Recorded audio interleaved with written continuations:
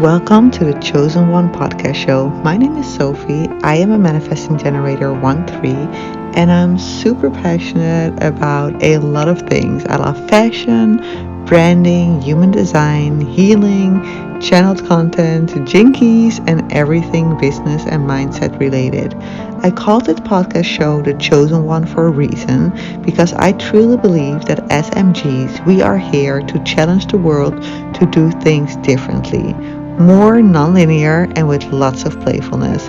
So if you are an MG like me or you like my MG energy, you are here at the right place to learn exactly how to live a MG life with zero limits. You are the chosen one. Oh my goodness, guys! I had so much fun. I just had the most amazing day. I had so much fun today. It is now 4:30. The day flew by literally. I had 3 exploration calls today around my unapologetic portal, and I loved each and every single call. It was like, I just love my job. I love the women that come into my energy field. I freaking loved it. Then at 2:30, I hosted a live session for my Art of Responding and Informing free Facebook group for manifesting generators only about money, about the science of getting rich, and about how it's our job to get super rich. It was such a fun, like a preaching, sort of like a preaching live. It was so cool. I so enjoyed it. And then in 30 minutes, I have another coaching call with a very cool entrepreneur who's actually a very established name here in the Netherlands. And I'm just really excited to chat with her a little bit as well about her business. And then I had to spare 30 minutes, right? And I'm like, what am I going to do? And I remembered that one of my dear clients from the States, I think, she's in the Art of Responding course, the DUI version. And she did a very interesting thing, which is very smart of her. I have a DUI version, and then I also have the version with Voxer support. And with Voxer support, you can send in a question a week, and I'll just answer it in a voice memo for you one-on-one. And I really tune into your energy and really make sure that you get the most out of the course, right? Because it's a course in such service to my manifesting generator clients. I can't repeat that enough. Like, I just had an exploration call with somebody as well around the Art of Responding course, and she was like, I never finish up any courses. And I'm like, this course is made for manifesting generators. I mean, you will finish this course. You will freaking love it. But anyways, Rebecca was smart because she was like, I have the DUI version, but I still have a question. So let me pop it in the Facebook group, which I thought was a genius idea. So I'm not saying here, but all buy the DUI version and pop all your questions in the Facebook group. I mean, you can, but I'm not promising that I will answer all of those. But this one I thought was fun to answer for you guys. So Rebecca says, hi, Sophie. Loving the Art of Responding course. Question: how do we know if what we have created in the past was in response or an initiation? An initiation, yes. I have spent years following my calling, my path, connecting the dots, learning what I needed, etc., to create a new business, brand, and multiple courses, etc. And I'm about to record and launch the first course, and I don't know if each step I took to get to this point was in response to anything other than my own intuitive hits, mystical experiences, channeling, etc. I'm guessing your answer will lie somewhere in starting from now, I am taking action based in responding to my sacral lighting up. And once I do and start informing, I'm getting the confirmation from the human network, as you say, to continue that respond, inform, dance, and then lead to initiation selling. Thanks. So Rebecca is a very smart student because she actually got it spot on. Because the first thing I was thinking when she was reading out the first section of her question, I was like, interesting because it doesn't really matter. You don't really have to go back and think like, was everything I did in response or was it initiating? Hindsight, when I look back at my business, I can see that certain things didn't work because it wasn't created in response. But I will say that the things that were most successful in my business were always things I created in response to a intuitive hit or a mystical experience. So yes, sometimes I will think of something that the universe, human network shows me from outside myself. So for example, people will say, oh, you have to do this, or you have to write a book, or you have to create a course around this, or anything like that. That is what I call a sign from the human network from the outside in. But I really, really, really, really love all the human network signs from the inside out. And I believe that those are the things that create the most magic in your business, at least for me. And those are the things that really light me up the most. It's like an internal higher calling. They're showing me you have to do this. And when I hear that calling, I do not really care about anything that goes out on besides me, be like outside my vortex, right? I just like, I get the intuitive hit, I share it, I see if I get like any like, wait, I don't even look if I get any respond at that moment, at that point, because when I get it from a pure intuitive hit, I just know this is the right thing no matter what. So, and interestingly enough, because you are in that knowing space, of course you get the confirmation then, right? But I love that place where you just know this is it without a doubt, right? Without a doubt. And those are the intuitive hits that I feel like zero attachment on. And I think that is like the biggest secret. Like if I feel there is no attachment, but I have this knowing and yet still I don't have that attachment, that is like, oh my God, that is magic. That is the thing I freaking love. So yes, Rebecca, you are right. Just like take it from here and take action based on just responding to whatever lights your sacral up. And like my advice for any manifesting generator out there, and especially for the 5-1s, because a lot of 5-1s tend to get really like stuck in their mind and they're like, oh my God, I don't know what to do. And they make like a big deal out of certain things. My husband is a 5-1 as well, and he's very perfectionistic as well. And it always makes me laugh in a very loving way. But I'm like, yes, that is so the 5-1 profile. I'm not even sure Rebecca is, I don't know by heart if she's a 5-1 or not. But I don't know. It doesn't even matter. But for 5-1s, I will say, don't overthink. Don't procrastinate. Just do whatever the F you are being shown by God and trust it. Like, it doesn't have to make sense to the mind. I do so many things in my business that don't make sense to the mind. And if with everything that happened, I would like I had this beautiful conversation this morning with one of the women who's exploring the unapologetic portal. And she was talking about the fact that she's always like sort of looking through a lens to see into the future to make sense of the step. And I'm like, throw away that lens. Throw away the lens and just look at the next thing and trust that it's the right thing, right? I mean, so many times we do not know why a certain thing is the thing for us to do. Like when it comes to our business, when it comes to our personal life. Like I had this interesting revelation the other day. I was sitting in the garden. Oh my God, it was such beautiful weather here in the Netherlands. I was wearing a dress for the first time since September, because I never wear dresses in the winter because I hate pantyhoses. I think I don't know, I always feel ridiculous when I wear them, and they're also itchy for me. And so I never wear pantyhose, so I never wear skirts or dresses in the winter. But as soon as the weather allows it, I'm like, okay, I'm wearing a dress.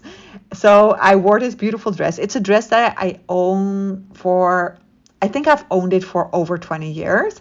It's a vintage dress I bought at a flea market, and it sort of has a Fendi vibe to it. It's sort of like a 50s vibe, and I feel very like sophisticated. It's a sophisticated mom look with like nice white sneakers underneath it and a leather jacket. And I was wearing that, and I was like sitting in the garden. Actually, the leather jacket wasn't on in the garden. It was on when we were taking the bike to the goat farm. But anyways, I was sitting in the garden, and I was like contemplating some things. And it was so interesting because when I started out my business, I had this idea like I have to like make a lot of money, and but when you're super successful, you also have to own a huge mansion, right? So that became part of my vision work, to own this huge mansion. And I still have this vision of a particular home with a swimming pool on the lake, and I still have that vision. So I'm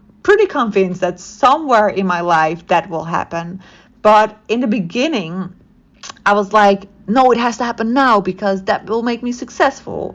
And at a certain point, I let it go of that desire because I was not literally feeling it in the moment. And that is like the key thing for us as manifesting generators. I also say that in the live that I did today in the Facebook group, like it's our blessing, but also our downfall. If we don't feel it, we can't manifest it. Like that's basically it, right? So we always need to feel the thing that we want to manifest, otherwise we can't. So with the house, I was at a certain point like, okay, I probably don't want to manifest it. Otherwise, I would have manifested it by now, right? And the same thing was with my daughter, with the pregnancy. I desired a child for so long. Not a child. I desired this child because she was like literally since I've been like 17, I had this child energy with me, her spirit energy with me. But like not like that's an interesting example as well. We also had a beautiful dog, and he was our first baby. And I just know now for a fact, I understand now why our daughter couldn't come sooner than that she came. And it wasn't that we couldn't get pregnant or anything. My husband just wasn't, he was just like, no, I'm not ready yet. And we were together for 20 years, right? So I'm like, oh my God, when the F is gonna happen, right? But now hindsight, I so understand because I know for a fact that our beautiful dog and our beautiful daughter needed to meet each other live. I mean, it was such a beautiful experience seeing this very cool, like he's a Staffordshire Bull Terrier, a pit bull, and all the people in our environment was like, okay, this never gonna go well with a little child, and we were like, no, he is the best dog ever, and he will be so sweet for her, and he turned out to be the best big brother for her ever, right? So, and then as soon as she started turning like one and like really started walking and she really needed to go out more and more and more, I knew that at a certain point he would be like, okay, it's time for me to leave and make space for her beautiful soul.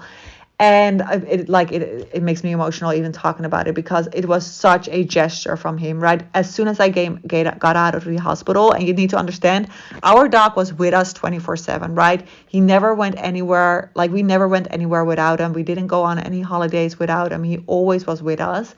And at the end of his life, he wasn't able to separate from us at all because he was deaf and blind, and it was very sad.